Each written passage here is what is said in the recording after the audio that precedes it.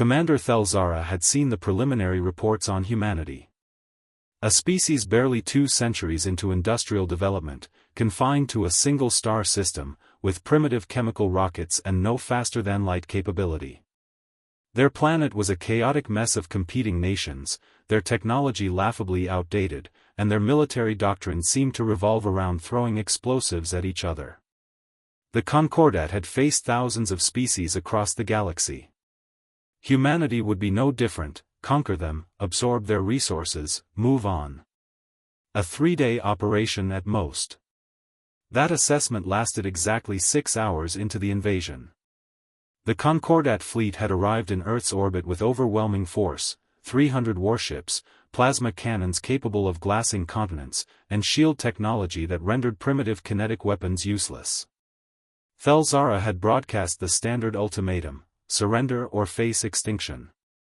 Earth's response had been a single transmission from someone called Secretary General Martinez: "We've been practicing for this our entire history. Come find out what we learned." Thelzara had laughed.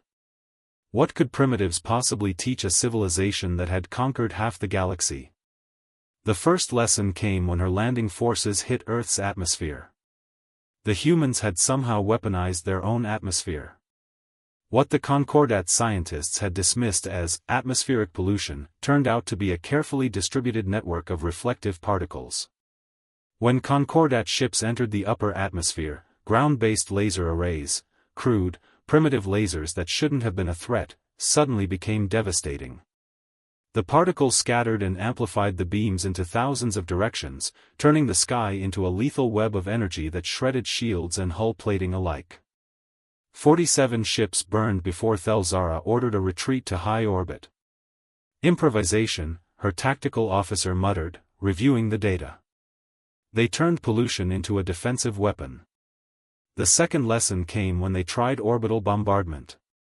Concordat doctrine was simple: eliminate military targets from space, then land unopposed.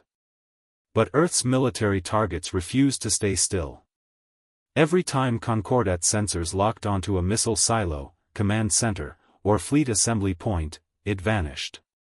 The humans had somehow built their entire military infrastructure on wheels, rails, and submarines. Bases that should have been stationary were mobile. Nuclear silos were on trucks. Command centers were in aircraft that never landed. They don't defend positions, Thelzara realized with growing horror. They defend the ability to keep fighting. The third lesson was the most painful. Concordat intelligence had identified Earth's major population centers: New York, Beijing, Mumbai, Sao Paulo. Surely, threatening these cities would force surrender. Thelzara issued the ultimatum: stand down or watch your capitals burn. The response came from Martinez again: you don't understand us at all. We've already burned our own cities a dozen times over. We rebuilt them. Every single time. And then, impossibly, the humans counterattacked.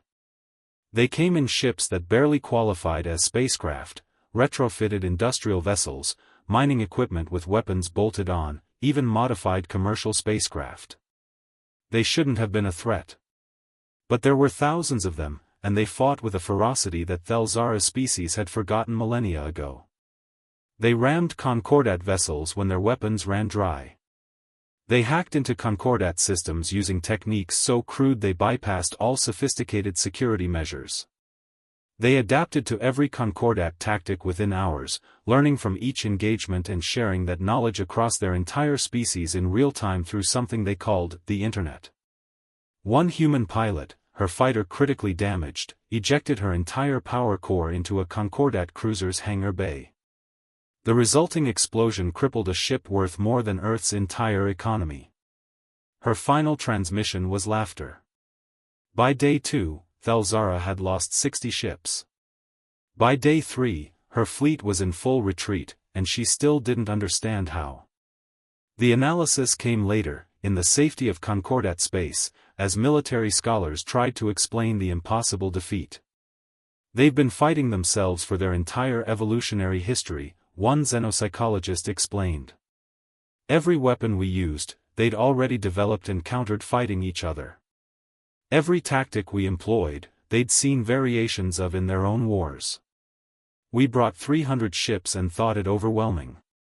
They have 8 billion individuals who've been training their entire civilization for exactly this scenario. Another analyst pulled up Earth's historical database.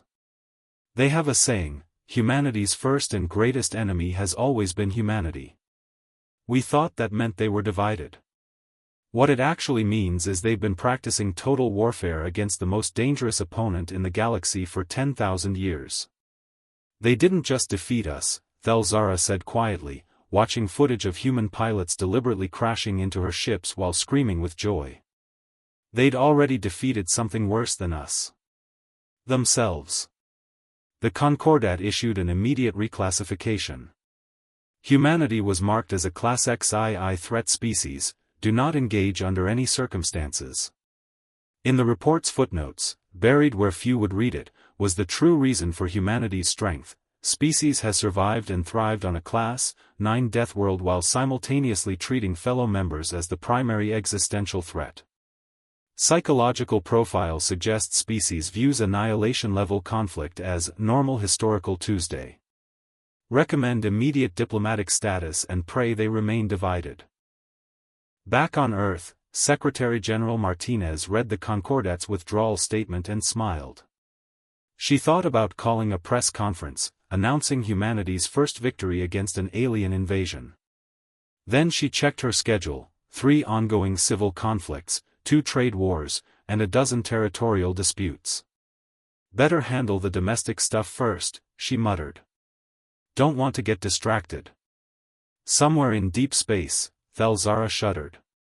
The humans had just fought off an extinction-level invasion and considered it a distraction from their regular schedule. The Concordat had underestimated humanity. They wouldn't make that mistake again. No one would.